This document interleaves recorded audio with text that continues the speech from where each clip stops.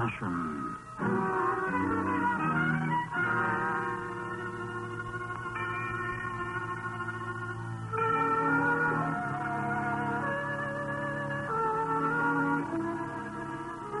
It was the great Byron who wrote, "The holy rood of the mind is far more desired for witness in the play of the Druids than are all the circles of moon fantasy in the forests of moon mist lore.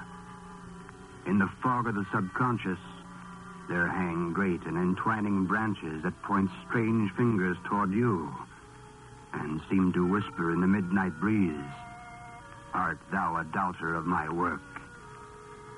You will hear the story of such in a moment when Theodore Osborne creates the role of Edgar Allan Poe in the story of The Solitary Genius, a man surfeited with a black and morbid and horrible obsession.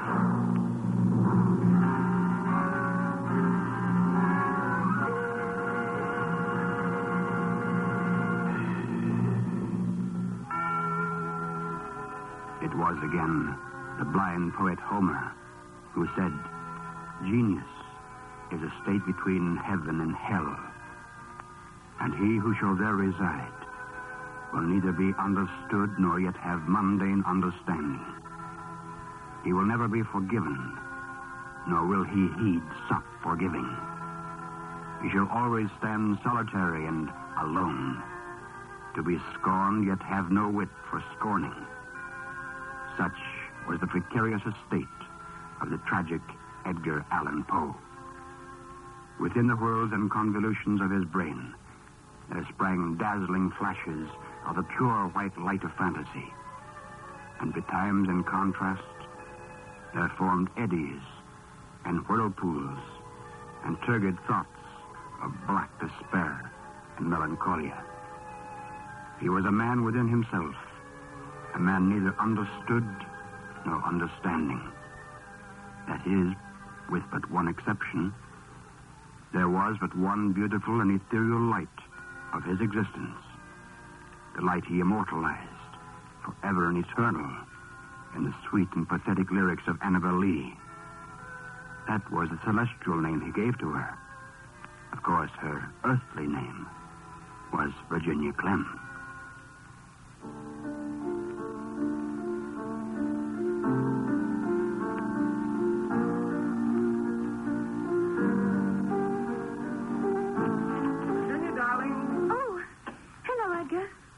Wondering where you were. If your wonderment can inspire such music, then I beg of you to continue your wonderment, my dear. Oh, no, please, don't stop playing. That melody of yours fills this room of our little house until it becomes as the marble halls of Ire. How many times have I told you about flattery turning my head? Do you suppose flattery might turn your head sufficiently for me to kiss your lips? Oh, my dearest, you're so silly and so wonderful, and I love you so. Oh, dearest. Thank you. You know, Virginia, if love were the only coin of the realm, none could be as wealthy as we. And I would buy you gowns of lace, jewels of the most priceless, and you should live in a palace of Italian marble with 40,001 servants to do your bidding. Oh, which reminds me, Edgar, the butcher called today asking again about his bill. He threatened to cut off our credit. Oh, if I were only St. George and that infernal butcher a dragon, how I would thoroughly enjoy skewering him upon my spear. And what did you tell him? What was it I could tell him? Tomorrow, perhaps the next day, perhaps the day after. I had no money in the house, you know. Yes, I know. I wonder why poets must always be forced to starve, freeze, and eat cheese in a garret like a mouse. Oh, we shan't always starve and freeze, Edgar. Someday you'll be famous. Oh, I just know it. I'm sure of it. Yes, you're as sure of it as you are of tomorrow's breakfast. But, darling, there's no need to become disheartened. There's no reason for us to be unhappy and discouraged. Why, Edgar, look what we have that the others haven't. Yes. Mildewed linen, moldy bread, and a shack over our heads that even cattle would be disgraced. We have love, my dearest, and freedom. Freedom? Yes. Look, Edgar. At what? That bird sitting on that old stump out there. I think it's a raven, isn't it? Yes. On the surface, his life is black and ugly, but his soul is free. Why, the spaces of the heavens belong to him. He can fly under the sun. But I'll bet he can't write poetry. No, he can't. But you can. His wings give him flight. But your poetry gives you flight that shall last beyond the life of, that silly old bird. Yes. Perhaps. Beyond your life, Edgar, you shall live. And beyond his life, there will be nothing. Your life, our lives, why, they shall be forevermore. And his life shall be nevermore. Nevermore, quoth the raven. Nevermore. Virginia, excuse me, I'm going to my room. You're going to your room? Yes, to my room. And Virginia, don't disturb me. The raven is going to quote nevermore. And Edgar Allan Poe, in that one word, I promise you, shall live forevermore. In the frenzy of inspiration, Edgar went to his room, sat at his desk, and pondered head in hands just how he should plan this poem. He did it all rationally with sober reason, not in abandoned drunken madness, as it has been said. His was the frenzy which all poets know, the poetic frenzy of inspiration that drove him on and held his thoughts to their purpose. Thus it was that he planned first the length, then the impression and tone of the poem, planned the refrain, and finally he wrote the last part first, so that he would have some definite entity toward which to build. In this way, Edgar Allan Poe worked in that poor, cheap little house, and so grew those 108 lines of mournful and never-ending remembrance. The Raven.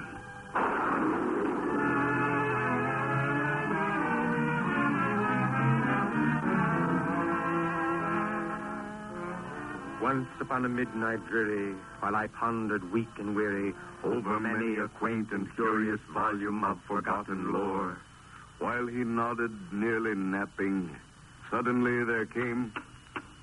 Is some visitor tapping at my chamber door? Only this, and nothing more. It was in the bleak December, and each separate dying ember wrought its ghost upon the floor.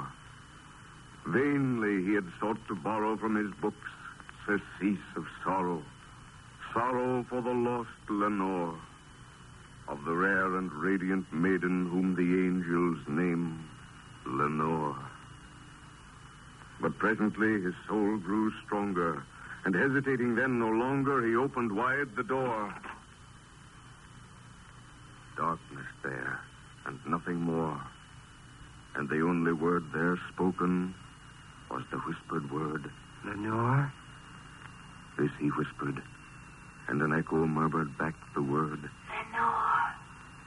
Merely this, and nothing more. Back into the chamber turning, all his soul within him burning.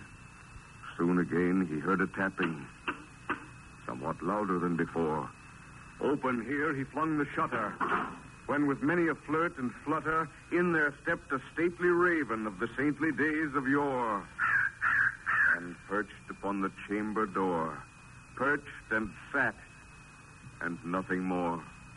Though thy crest be shorn and shaven, thou art sure no craven, ghastly, grim, and ancient raven from the nightly shore.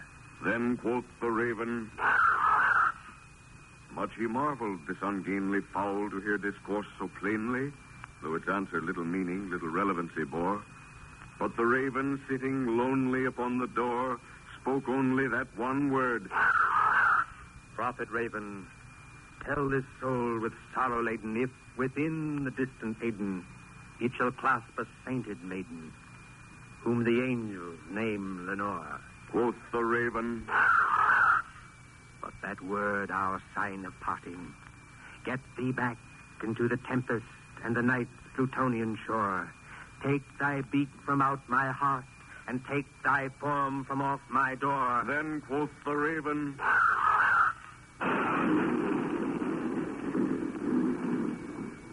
and the raven, never flitting, still is sitting just above the chamber door, and his eyes have all the meaning of a demon that is dreaming, and the lamplight o'er him streaming throws his shadow on the floor, and the soul from out that shadow shall be lifted.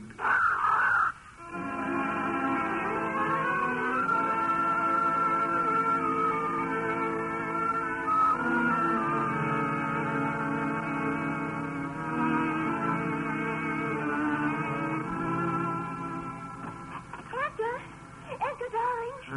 Edgar, sweetheart, wake up. What is it, Virginia? What's the matter? Nothing's the matter, dearest. But I've just come from the post office, and I brought you a letter. It's from the publisher. The publisher? The Raven. They bought it. Fame and fortune, my dear. No more moldy bread and cheese that even the mice refuse. Oh, Virginia, my dearest, we're rich and Oh. What's the matter, Edgar? Darling, what is it? Didn't they buy it after all? Yes, Virginia. They bought it. Listen. Yes. For all rights, privileges, publications, and copies for your poem, The Raven, please find enclosed check in the amount of $10, Virginia. We are rich indeed. Nevermore.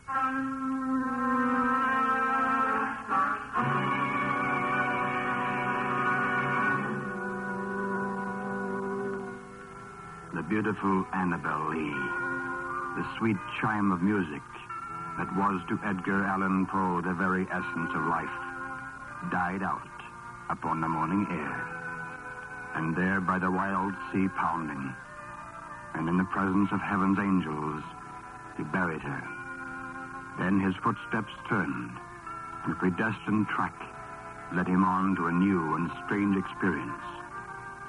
In the ancient scroll, it is written that the angel Israfel gives to his chosen only once in 10,000 years the power of vision into the future.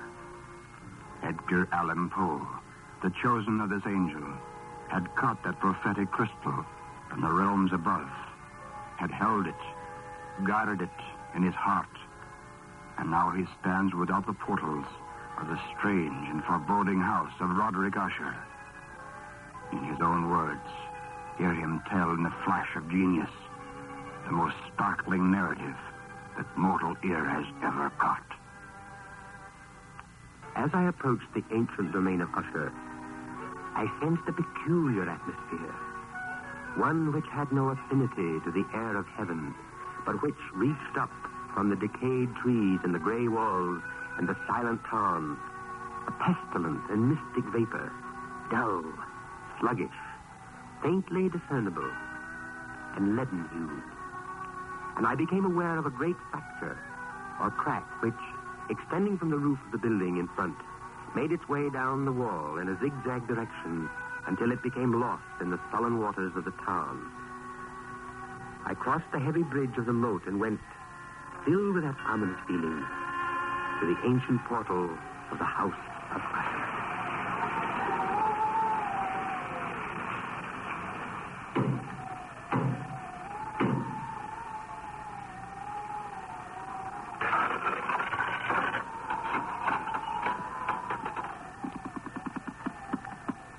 What do you wish?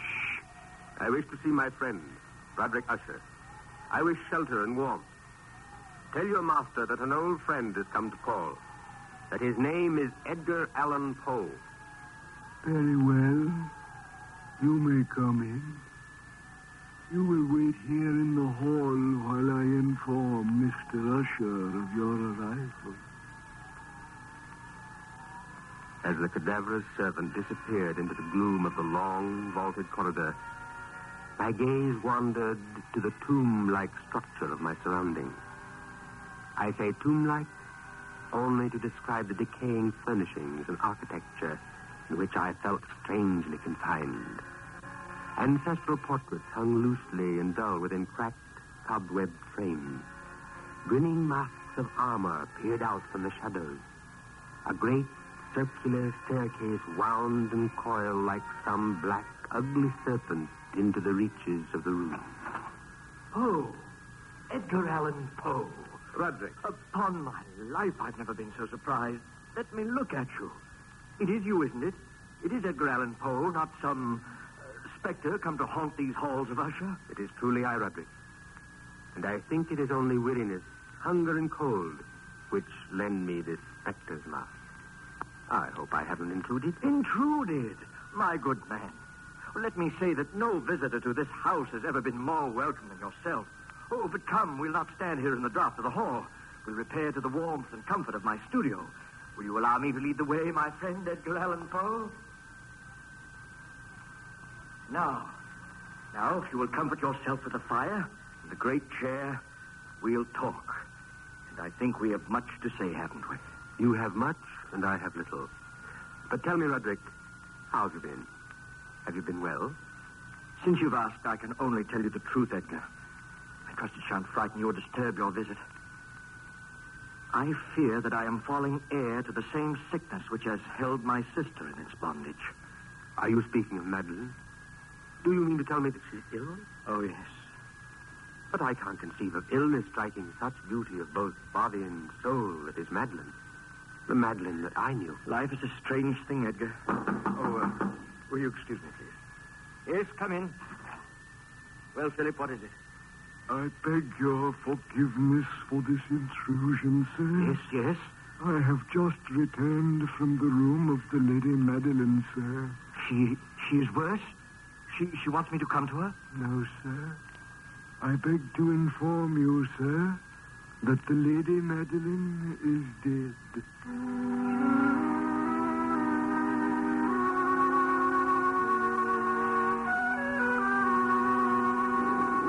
Ladies and gentlemen, as the lips of the servant of Usher pronounced the dread words, the Lady Madeline is dead. Slowly the great ancestral clock ticked, devouring the minutes and hours that passed in morbid reverie. The bells of the tower still swayed in their half-crazed dance. And I found myself standing with Roderick Usher within the subterranean copper-lined vault that was now the tomb of his lovely sister, the Lady Madeline.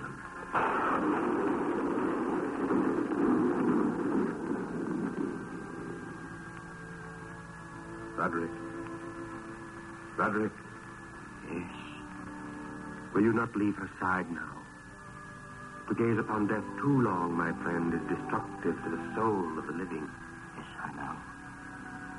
But Edgar, I can't believe it. Somehow my mind refuses to accept the truth. This is my sister. No, Roderick. This was your sister.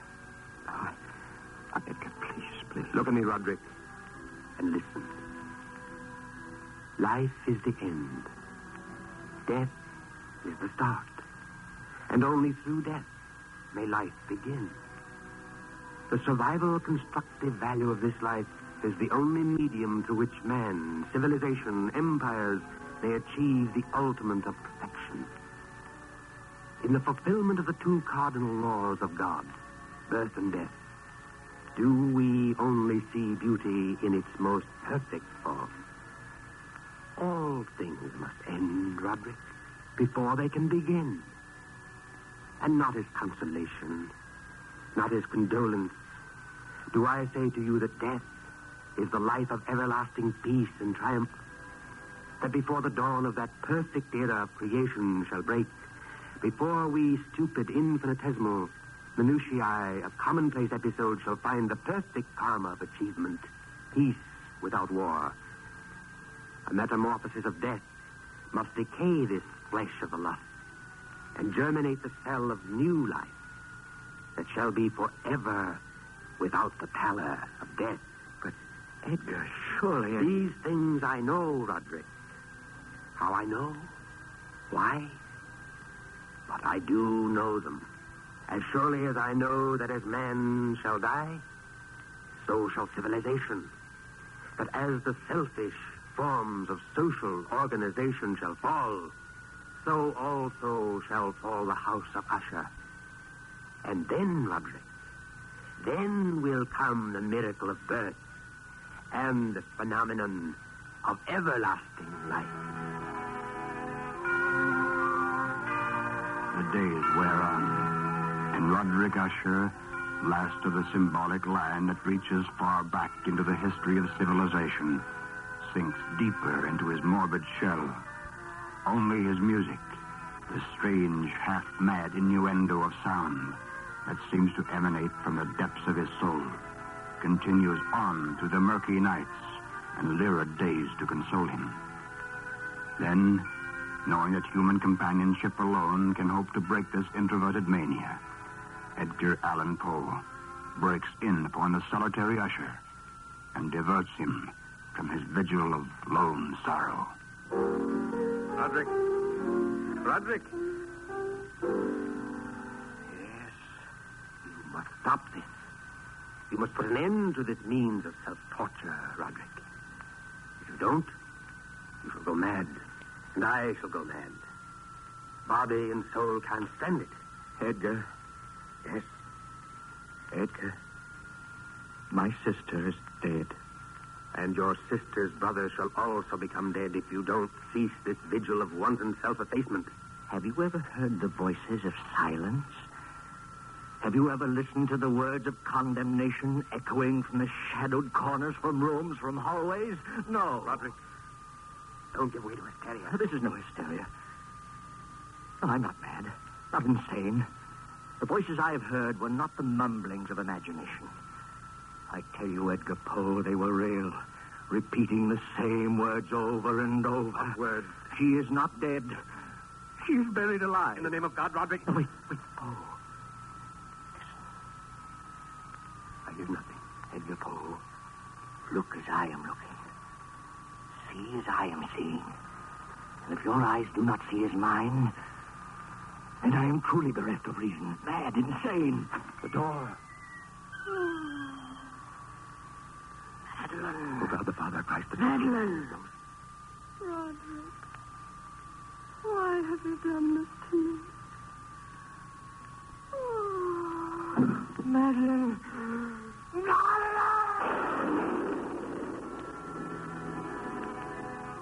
The body of Roderick Usher fell with a mad shuddering upon the now lifeless corpse of his cerement enfolded sister. From that chamber and from that mansion I fled aghast. And suddenly there shot along the path a wild light. And while I gazed, the cracks in the castle rapidly widened. My brain reeled as I saw the mighty walls rushing asunder. And there came then, through the brilliance that can come only from catastrophe, a strange and perplexing sight of things to come.